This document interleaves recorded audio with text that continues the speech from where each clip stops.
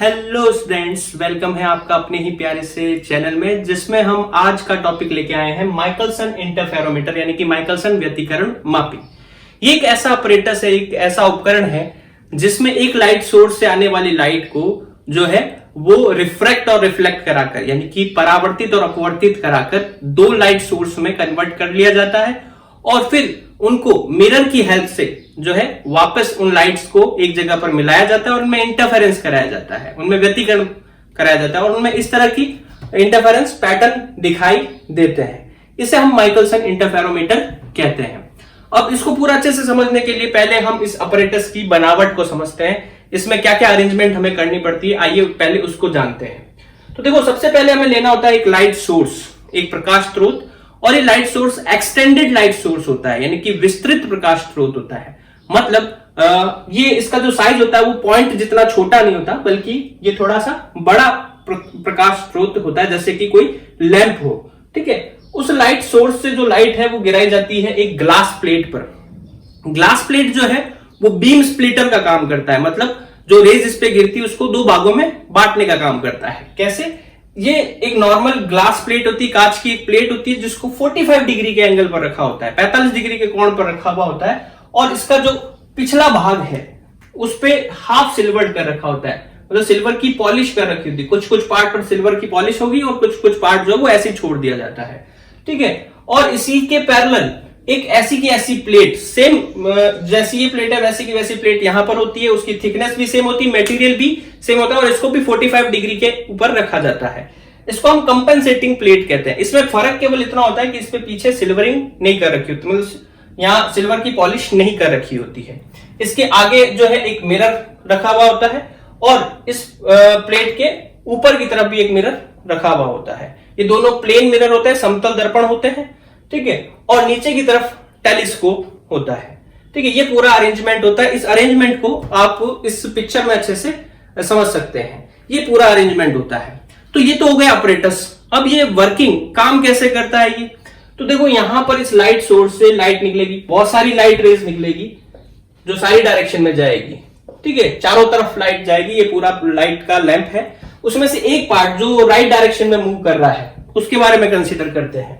ठीक है, तो ये जो लाइट जो है आकर इससे टकराती है, इससे आकर टकराने के बाद में क्या होगा, जैसे लाइट रे यहां पर आकर टकराती है तो इसका कुछ पोर्शन रिफ्रैक्ट होगा यानी कि अपवर्तित होगा। पीछे सिल्वर कर रखा है, सिल्वर की पॉलिश कर रखी है, तो क्या होगा, यहां से कुछ पोर्शन रिफ्लेक्ट होगा यानी कि परावर्तित होगा और ऊपर की तरफ जाएगा, और कुछ पोर्शन जो है वो रिफ्रैक्ट होगा यानी कि अपवर्तित होगा और इसके बाहर निकल जाएगा। ठीक है, वो आगे की तरफ यानी कि राइट साइड में मूव करेगा। ठीक है, वो इस कंपनसेटिंग प्लेट से गुजरते हुए, इससे गुजरते हुए जाकर सामने वाले मिरर से टकराएगा। अब क्या होगा, अब देखो ये रे जो मिरर M1 से टकरा रही है, लाइट जो मिरर M1 से टकरा रही है वो टकराकर वापस रिफ्लेक्ट होकर वापस आएगी। ठीक है, ये रिफ्लेक्ट होकर वापस आ रही है। इसमें से कुछ हिस्सा इसके अंदर जो है ये पीछे पोर्शन जो लगा हुआ है, यहां सिल्वर की पॉलिश कर रखी, उसकी वजह से रिफ्लेक्ट होकर वापस किस तरफ जाएगा, सोर्स की तरफ जाएगा, और कुछ हिस्सा इसमें से ट्रांसमिट हो जाएगा, कुछ हिस्सा इसमें रिफ्रेक्ट होगा और वो नीचे की तरफ मूव करने लग जाएगा। सिमिलरली जो M2 पर रेज जाकर टकराई थी वो भी टकराकर रिफ्लेक्ट होकर वापस आएगी, वापस उसी पाथ को फॉलो करते हुए कुछ पोर्शन जो है वो इससे रिफ्लेक्ट होकर नीचे की तरफ जाएगा और कुछ पोर्शन रिफ्रेक्ट होकर यानी अपवर्तित होकर वापस सोर्स की तरफ जाएगा। तो यहां इस तरफ जो रेज जा रही है उसको हम कंसीडर नहीं कर रहे। ये दो रेज जो एक जो है मिरर M1 से आई और एक मिरर M2 से आई, इनमें क्या हो रहा है, इंटरफेरेंस होगा और उस इंटरफेरेंस को इस टेलीस्कोप की हेल्प से देख लिया जाएगा। तो इस तरह से ये वर्किंग करती है। अब यहां पर एक चीज और समझ लेते हैं कि भाई इस प्लेट का क्या रोल है, ये प्लेट क्या काम कर रही है। तो आप यहां गौर से देखें कि लाइट रे जो आई, ठीक है, यहां से दो पार्ट में डिवाइड हुई, एक तो रिफ्लेक्ट होकर ऊपर चली गई और एक रिफ्रैक्ट होकर आगे चली गई। ये रिफ्लेक्शन और रिफ्रैक्शन का हुआ इस पॉइंट पर हुआ, इस पॉइंट को हम O नाम देते हैं। ठीक है, तो यहां से जो रेज रिफ्लेक्ट होकर ऊपर जा रही है और वापस रिफ्लेक्ट होकर नीचे आ रही है। ठीक है, तो ये जितना ऊपर जाकर नीचे आने में ये जितना भी डिस्टेंस कवर करती है उसमें ये दो बार इस प्लेट से होकर गुजरती है, इस प्लेट P से होकर गुजरती है, जाते समय भी और आते समय भी। ठीक है, अब मान लो कि ये प्लेट नहीं होती, ये प्लेट सी नहीं होती, जिसको हम कंपेंसेटिंग प्लेट कहते हैं, वो अगर नहीं होती तो क्या होता, यहां से जो रे रिफ्रैक्ट हो रही है वो इस पॉइंट ओ से निकली, मिरर से टकराई, वापस आई, यहां से रिफ्लेक्ट हुई, इधर आ गई। ठीक है, तो इन दो रेज में फर्क क्या रह जाता कि ये रे जो है वो 2 बार किसी मीडियम से होकर जा रही है, जबकि ये रे जो है वो एक भी बार किसी मीडियम से होकर नहीं गुजर रही है। इसलिए इनका जो ऑप्टिकल पाथ है वो बराबर नहीं होता। हम ऑप्टिकल पाथ जो है वो वेव ऑप्टिक्स के शुरुआत में पढ़ चुके थे कि कोई भी लाइट किसी मीडियम से जब गुजरती है तो उसका जो ऑप्टिकल पाथ होता है वो म्यू टी हो जाता है, मतलब जितना मीडियम का रिफ्रैक्टिव इंडेक्स है इनटू उसकी थिकनेस। ठीक है, तो यहां पर इस रे का ऑप्टिकल पाथ ज्यादा है और इस रे का ऑप्टिकल पाथ कम है, तो दोनों के ऑप्टिकल पाथ बराबर करने के लिए, ताकि हमें जो भी डिफरेंस देखना हो, जो भी इनमें कंपैरिजन देखना हो, वो इनकी फिजिकल डिस्टेंस के बेसिस पे देखें। तो ऑप्टिकल पाथ को बराबर करने के लिए हम क्या करते हैं कि यहां पर एक कंपेंसेटिंग प्लेट लगा देते हैं। तो उससे क्या होता है कि ये रे जब जा रही है और वापस आ रही है तो 2 बार इस प्लेट से होकर गुजरेगी, तो दोनों के लिए मामला बराबर हो गया। मतलब इस रे को भी मीडियम से 2 बार गुजरना पड़ रहा है, इस रे को भी मीडियम से 2 बार गुजरना पड़ रहा है। तो कंपेंसेटिंग प्लेट का काम समझ में आ गया। इसका काम है इस रे और इस रे के बीच के ऑप्टिकल पाथ को बराबर करना। ठीक है, तो ये तो था कि क्या इसका ऑपरेटस होता है, कैसे इसकी वर्किंग होती है और क्या कंपेंसेटिंग प्लेट का कार्य होता है। अब हम इसको अच्छे से समझते हैं कि यहां पर जो है इंटरफेरेंस कैसे होगा और उसके बेसिस पर हम फ्रिंजेस कैसे बनती है और फ्रिंज की शेप कैसे तय होती है उसको जानने की कोशिश करते हैं। यहां पर इंटरफेरेंस किस तरह से हो रहा है, फ्रिंजेस कैसे फॉर्म हो रही है, फ्रिंजेस की शेप कैसे बन रही है, उस सब को डिटेल में जानने के लिए हम एक कॉन्सेप्ट यूज करते हैं। और वो कॉन्सेप्ट क्या है कि प्लेन मिरर यानी कि समतल दर्पण के सामने जो भी ऑब्जेक्ट रखा होता है वो उसकी इमेज ठीक उतनी डिस्टेंस पे बनाता है जितनी दूरी पर ऑब्जेक्ट रखा हुआ है। मतलब अगर ऑब्जेक्ट और मिरर के बीच की डिस्टेंस 10 सेंटीमीटर है तो इमेज भी उससे 10 सेंटीमीटर डिस्टेंस पर बनेगी। और ये चीज ध्यान में रखते हुए हम क्या करते हैं, इसे अपना मेन मिरर मानते हुए, इसे दर्पण मानते हुए, क्योंकि यहाँ पीछे सिल्वर की पॉलिश कर रखी है तो इसको मिरर मानते हुए इसके आसपास के जितने भी ऑब्जेक्ट है उसको उसकी इमेज बनाते हैं और उसकी इमेज को एक ही लाइन में बनाने की कोशिश करते हैं। और फिर उसके बेसिस पर हम इंटरफेरेंस को समझेंगे, कैसे समझते हैं। तो देखो ये जो हमारा मिरर है जहां पर सिल्वर की पॉलिश कर रखी है उसके सामने जो है वो लाइट का सोर्स रखा हुआ है। लाइट सोर्स से लाइट आई, रिफ्लेक्ट करके ऊपर गई। यहां हमारा ऑब्जर्वर है, यहां प्रेक्षक है। ऑब्जर्वर की आंखों में ये लाइट गई तो उसको लगेगा कि लाइट कहां से आ रही है, मिरर के नीचे से आ रही है, नीचे से आते हुए उसकी आंखों में आएगी। ठीक है, तो वो क्या महसूस करेगा कि इस सोर्स की इमेज यहां पर नीचे की तरफ है। तो इस सोर्स एस की इमेज हम मान लेते हैं, इमेज यहां पर जो है वो क्या है, सिग्मा है। इस सोर्स की इमेज सिग्मा हमने मान ली नीचे की तरफ, ये पॉइंट ओ से नीचे की तरफ, ये पॉइंट ओ यहां मान लिया हमने। ठीक है, मिरर M2 है, M2 से लाइट आई, लाइट आकर इससे रिफ्लेक्ट होकर नीचे की तरफ गई। ठीक है, यहां पर जो ऑब्जर्वर खड़ा होगा यहां पर उसकी आंखों में जाएगी लाइट, तो उसको लगेगा कि ये इस मिरर से ऊपर से आ रही है, ऐसे आ रही है और उसकी आंखों में जा रही है। ठीक है, तो वो महसूस करेगा कि मिरर M2 यहां नहीं होकर मिरर M2 ऊपर की तरफ है, यानी कि मिरर M2 की इमेज ऊपर की तरफ बन जाएगी। तो हम यहां पर मिरर M2 की इमेज बना देते हैं, ये मिरर M2 की इमेज बन गई O से ऊपर की तरफ। ठीक है, मिरर M1 की बात अगर हम करें तो मिरर M1 से डायरेक्ट रेज आ रही है और ये टेलीस्कोप की तरफ बढ़ रही है। यहां पर रिफ्लेक्ट होकर इधर जाएगी रेज, टेलीस्कोप की तरफ जो रेज जा रही है उसमें कोई रिफ्लेक्शन नहीं हो रहा, वो डायरेक्ट आ रही है। ठीक है, तो ये डायरेक्ट आ रही है, यहां पर कोई ऑब्जर्वर खड़ा होगा तो उसको यहां पर मिरर M1 ही दिखाई देगा, उसकी इमेज नहीं दिखाई देगी। ठीक है, तो हम ऊपर की तरफ यहां मिरर M1 बना देते हैं। तो ये M2 की इमेज थी इसलिए M2 डैश लिख देते हैं इसको। ठीक है, ये मिरर M1 हो गया। अब देखो ये जो M2 डैश है वो M2 डैश जो है वो इस मिरर M1 से ऊपर भी बन सकता था, इसके नीचे भी बन सकता है और ठीक इसके ऊपर ठीक इसके ऊपर भी बन सकता है। ठीक है, तो वो किस बात पे डिपेंड करता है कि O से इसकी डिस्टेंस कितनी है। जितनी डिस्टेंस पर ये M2 O से होगा उतनी डिस्टेंस पर यहां पर उसकी इमेज फॉर्म होगी। हम मान लेते हैं कि इनके बीच की जो शुरुआती दूरी है वो D है। ठीक है, जो इनके बीच की दूरी है वो D है। अब हमारे पास 2 नए मिरर आ गए, M1 और M2 डैश, और ये हमारा लाइट सोर्स है सिग्मा। ठीक है, तो यहां पर जो है ये मिरर M1 और M2 डैश भी इस सिग्मा की इमेज बनाएंगे। कैसे बनाएंगे, कितनी दूरी पर बनाएंगे, जितनी दूरी पर ऑब्जेक्ट है। ठीक है, तो यहां पर क्या होगा, मान लो कि ये M2 डैश से इसकी दूरी जो है वो x है, तो जितनी दूरी पर ऑब्जेक्ट पड़ा है उतनी दूरी पर इसकी इमेज बन जाएगी। तो M2 डैश इसकी इमेज ऊपर की तरफ बनाता है, कितनी दूरी पर, x दूरी पर। तो x दूरी पर उसने इसकी इमेज बना दी। इमेज का नाम हम दे देते हैं सिग्मा 2, क्योंकि सिग्मा की इमेज बन रही है और M2 डैश की वजह से बन रही है, इसलिए सिग्मा 2 नाम दे देते हैं। क्लियर है। और इसी तरह से M1 से इसकी जो डिस्टेंस है, M1 से इसकी डिस्टेंस कितनी होगी, x प्लस डी हो गई। तो x प्लस डी हो गई, तो x प्लस डी डिस्टेंस पर हम इसकी इमेज बना देते हैं, किसकी, सिग्मा की। उसका नाम दे देते हैं सिग्मा 1। तो ये इमेज है सिग्मा की, बना कौन रहा है, M1 बना रहा है। कितनी दूरी पर बनाएगा, जितनी दूरी पर ऑब्जेक्ट है। x प्लस डी डिस्टेंस पर ऑब्जेक्ट है, तो x प्लस डी डिस्टेंस पर इमेज बनाएगा। तो ये हमारे पास दो इमेज बन गई, सिग्मा 1 और सिग्मा 2। ठीक है। अब इनके बीच की डिस्टेंस देख लेते हैं कि कितनी बनती है। तो आप देखो कि यहां पर आपको क्लियरली विजिबल हो रहा है कि ये जो डिस्टेंस है वो x है, ये डिस्टेंस d है, ये डिस्टेंस जो है वो x माइनस डी हो जाएगी। अब ये डिस्टेंस x माइनस डी है, ये डिस्टेंस x प्लस डी है, तो इन दोनों को अगर हम घटा दें तो ये डिस्टेंस आ जाएगी। तो x प्लस डी में से x माइनस डी घटाओ, तो यहां पर देखो x से x चला जाएगा, d यहां माइनस का प्लस बन जाएगा, तो d प्लस डी 2d, तो ये डिस्टेंस जो है वो 2d हो जाएगी। क्लियर है यहां तक बात।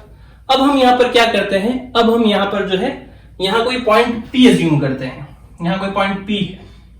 ठीक है। उस पॉइंट P से जो है वो लाइट निकल रही है, लाइट निकलकर मिरर M2 से टकरा रही है। ठीक है।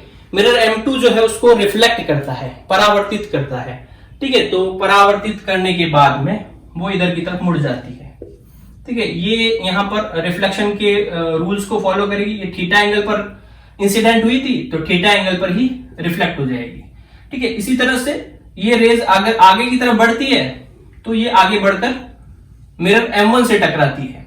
ठीक है। मिरर M1 से टकराएगी तो उससे भी ये थीटा एंगल बनाते हुए ही टकराएगी, तो थीटा एंगल बनाते हुए टकराती है और रिफ्लेक्ट हो जाती है, और रिफ्लेक्ट होकर इस तरफ आ जाती है। ठीक है। तो दोनों तरफ यहाँ लॉज ऑफ रिफ्लेक्शन को फॉलो किया। अब यहां पर ये दो लाइट रेज रिफ्लेक्ट होकर नीचे गई और यहां पर मान लो हमारा टेलीस्कोप पड़ा है। ठीक है। तो टेलीस्कोप में गई, इनमें इंटरफेरेंस हो जाएगा और हमें इंटरफेरेंस दिखाई देगा। अब इंटरफेरेंस किस तरह का दिखाई देगा, कंस्ट्रक्टिव डिस्ट्रक्टिव, वो पाथ डिफरेंस पर डिपेंड करता है। तो पाथ डिफरेंस निकालने के लिए इसको पीछे की तरफ बढ़ाते हैं, तो हमें ये महसूस होगा कि ये लाइट रे जो है वो सिग्मा 1 से आ रही है, और इसके लिए महसूस होगा कि ये लाइट रे जो है सिग्मा 2 से आ रही है। ठीक है। तो इन दोनों, यहां मान लो इसको पॉइंट नाम दे देते हैं हम P2 और इसको नाम दे देते हैं P1। तो P1 और P2 से ये लाइट आ रही है। ठीक है। इसको थोड़ा सा सीधा ड्रॉ कर लें। P1 और P2 से ये दोनों लाइट आ रही है और इनमें इंटरफेरेंस हो रहा है। ठीक है। तो ये P1 से लाइट आई और ये P2 से लाइट आई।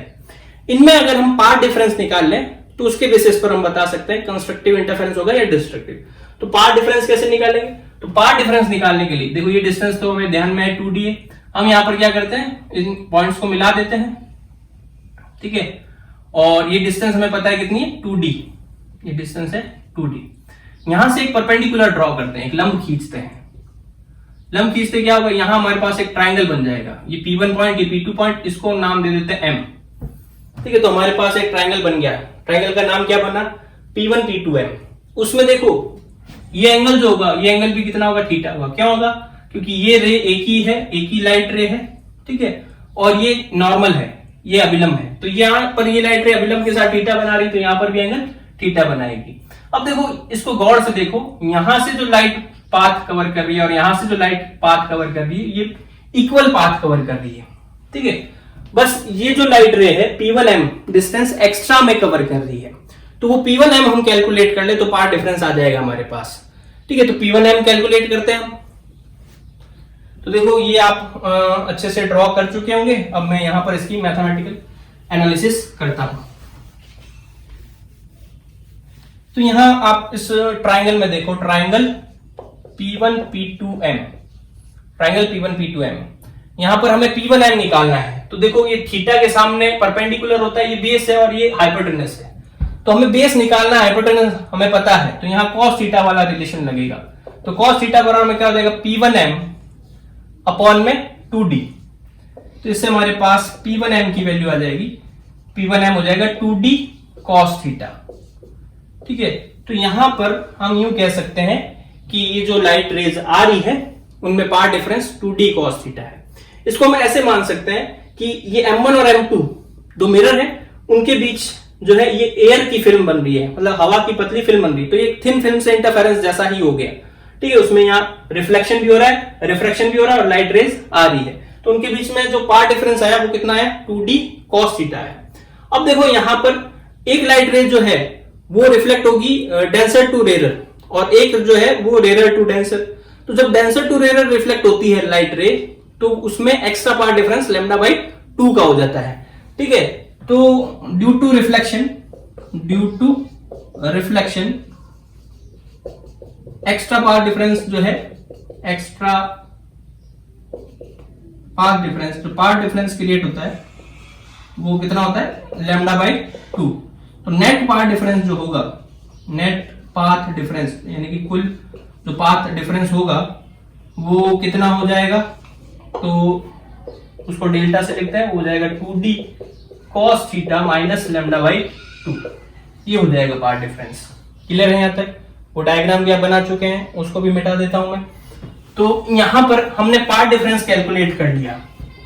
अब हमें कंस्ट्रक्टिव इंटरफेरेंस की शर्त पता है, तो for constructive interference case first डाल देते हैं हम कंस्ट्रक्टिव यानी कि संपोषी इंटरफेरेंस। तो कंस्ट्रक्टिव इंटरफेरेंस के केस में डेल्टा पाथ डिफरेंस जो होता है वो n लैम्डा के बराबर में होता है। तो ये 2d cos theta minus lambda by 2 जो है वो किसके बराबर हो गया, n लैम्डा के बराबर में। तो 2d cos थीटा जो है ये लैम्डा बाई 2 उधर जाएगा, इसको सॉल्व करेंगे तो n लैम्डा में लैम्डा बाई 2 ऐड करेंगे तो ये 2d cos थीटा जो है वो किसके बराबर में हो जाएगा, ये 2n प्लस 1 लैम्डा बाई 2 यानी लैम्डा बाई 2 का ऑड मल्टीपल। तो जब 2d cos theta lambda by 2 का ऑड मल्टीपल हो तो वहां कंस्ट्रक्टिव इंटरफेरेंस होगा। इसी तरह से डिस्ट्रक्टिव का केस निकालते हैं, तो ये मिटा देता हूं मैं। तो स्टूडेंट्स यहां तक आपको अच्छे से समझ में आ रहा होगा, काफी इजी कॉन्सेप्ट है। जब हम वो रिफ्लेक्शन वाला केस देख लेते हैं तो काफी इजी हो जाता है। यहां पर हम डिस्ट्रक्टिव का केस देखते हैं। डिस्ट्रक्टिव अगर हो तो डिस्ट्रक्टिव इंटरफेरेंस कैसे होगा, डिस्ट्रक्टिव इंटरफेरेंस की कंडीशन क्या है, यही पाथ डिफरेंस जब लैम्डा बाई 2 का ऑड मल्टीपल हो। ठीक है, तो ये पाथ डिफरेंस हमने निकाला था 2d cos theta minus lambda by 2 बराबर में क्या आ गया, 2n माइनस 1 लैम्डा बाई 2। इसको सॉल्व करते हैं, यहाँ लैम्डा बाई 2 अंदर मल्टीप्लाई करेंगे तो माइनस का लैम्डा बाई 2 यहाँ पर भी कट जाएगा, और ये मल्टीप्लाई करेंगे तो 2 से 2 कट जाएगा, तो हमारे पास 2d cos थीटा बराबर में n लैम्डा। तो 2d cos थीटा जब n लैम्डा के बराबर होता है तो डिस्ट्रक्टिव यानी कि विनाशी व्यतिकरण होता है, और जब 2d cos theta lambda by 2 का ऑड मल्टीपल होता है तो संपोषी व्यतिकरण यानी कि कंस्ट्रक्टिव इंटरफेरेंस होता है। तो ये हमने दो कंडीशंस निकाल ली। ठीक है, तो ये स्क्रीनशॉट ले लो, हो गया ये नोट। चलो इसको मिटा देता हूं। अब हम समझते हैं कि इस कंडीशन में जो फ्रिंज की शेप है वो शेप कैसी होगी। ठीक है, तो शेप को समझने के लिए आप देखो कि हमारे पास कंस्ट्रक्टिव या डिस्ट्रक्टिव की कंडीशन क्या आई कि ये 2d cos थीटा पर डिपेंड करता है सारा मामला। ठीक है, तो यहां हमारे पास जो टेलीस्कोप था उस टेलीस्कोप की जगह हम एक बार अपनी आईज अज्यूम कर लें, हमारी आंखें अज्यूम कर लें। ठीक है, यहां पर हमारे पास जो है वो सोर्स था एक सिग्मा 1 और एक था सिग्मा 2। ठीक है, सिग्मा 1 और सिग्मा 2 सोर्स थे। ठीक है, यहां से लाइट आ रही थी। ठीक है, हमने यहां पर जो है वो माना कि इसमें किसी पॉइंट P1 और P2 से लाइट आ रही है। यहाँ P1, ये P1 P2, आप क्रम जो है कोई भी रख सकते हैं, P1 ऊपर P2 नीचे, वो कोई उससे कोई फर्क नहीं पड़ता। P1 और P2 से लाइट जो है वो हमारी आंखों में आ रही थी। ठीक है, इस तरह से आ रही थी और ये थीटा एंगल बनाते हुए आ रही थी। ठीक है, तो हम जो है ऐसे बिंदुओं का बिंदु पथ ढूंढते हैं जहां पर ये थीटा चेंज ना हो। तो देखो इनके बीच की डिस्टेंस तो वैसे भी 2d है, वो तो चेंज होनी नहीं। ठीक है, थीटा चेंज नहीं हो तो ये 2d cos थीटा हर एक पॉइंट पर सेम रहेगा। तो वो बिंदु क्या हो सकता है, हम यहां पर देखो अगर एक सर्कल बनाएं, यहां पर भी अगर हम एक सर्कल बनाएं तो इन सर्कल पर देखें कहीं पर भी हम ले जाएं वहां पर थीटा चेंज नहीं होगा। थीटा क्या है, थीटा इस लाइट रे का इस नॉर्मल के साथ में एंगल है। ठीक है, तो यहां पर हमारा पॉइंट था, ये हमारी लाइट थी, ये ऐसे आ रही थी। ठीक है, थीटा एंगल बनाते हुए। लेकिन अगर हम यूं इसको कहीं पर भी बनाते सर्कल में, तो उस हर एक पॉइंट पर ये जो थीटा बनेगा वो सेम ही बनेगा। ठीक है, तो यहां सर्कुलर पॉइंट से जितने भी इस पॉइंट पर अगर 2d cos थीटा जो है वो लैम्डा बाई 2 का ऑड मल्टीपल है, तो इस पॉइंट पर भी लैम्डा बाई 2 का ऑड मल्टीपल होगा। तो इन सारे पॉइंट्स पर जो है लैम्डा बाई 2 का ऑड मल्टीपल होगा। तो हमें ये जो सर्कल से जो भी लाइट आ रही है वो सारी ब्राइट दिखाई देगी। ठीक है, और यहां अगर मान लो किसी भी पॉइंट पर जो है डिस्ट्रक्टिव इंटरफेरेंस हो रहा है, तो सर्कल पर सारे पॉइंट्स पर जो भी लाइट है हमें डार्क दिखाई देगी। तो हमें जो है पैटर्न कैसा दिखाई देगा, हमें पैटर्न जो है वो सर्कुलर फ्रिंजेस दिखाई देगी। ठीक है, ये हेंडिजर फ्रिंजेस बन रही है। हेंडिजर फ्रिंजेस हमने पढ़ा था इक्वली इंक्लाइंड जो लाइन होती है, मतलब ये जो समान कोण बनाते हुए जो लाइट गिरती है वो हमेशा हेंडिजर फ्रिंजेस बनाती है। तो यहां हमारे पास सर्कुलर फ्रिंजेस पैटर्न दिखाई पड़ते हैं। ठीक है, तो देखते हैं हम जो ये सर्कुलर फ्रिंज पैटर्न दिखाई देते हैं उनकी रेडियस कैसे निकाली जाती है। तो यहां तक चीज आपको समझ में आ गई। चलो रेडियस कैलकुलेट करते हैं।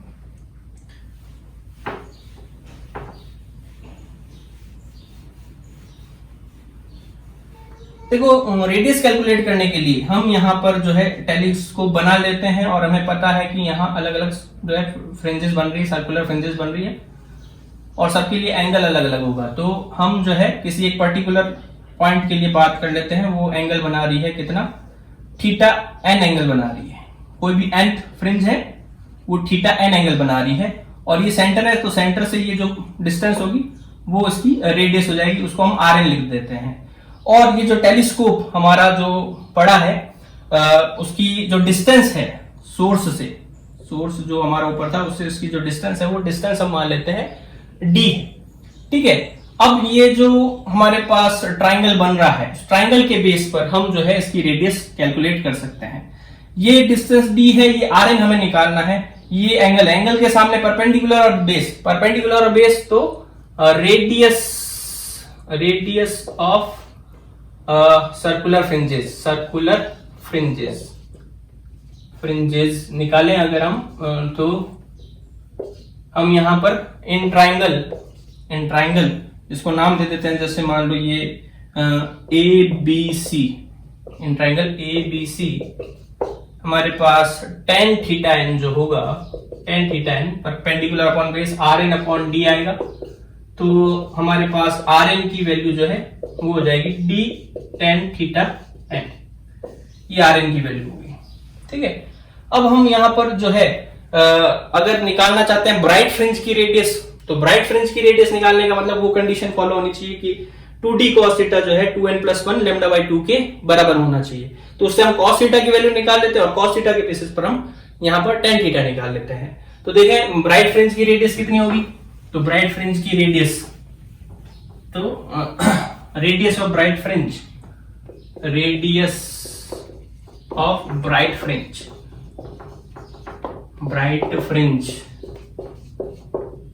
तो हमें पता है 2d cos थीटा n बराबर में क्या हो गया 2n+1 लैम्डा बाई 2। ठीक है, तो इससे हमारे पास cos थीटा n की वैल्यू जो है वो हो गई 2n+1 लैम्डा बाई 4d। ठीक है, ये cos थीटा n की वैल्यू हो गई।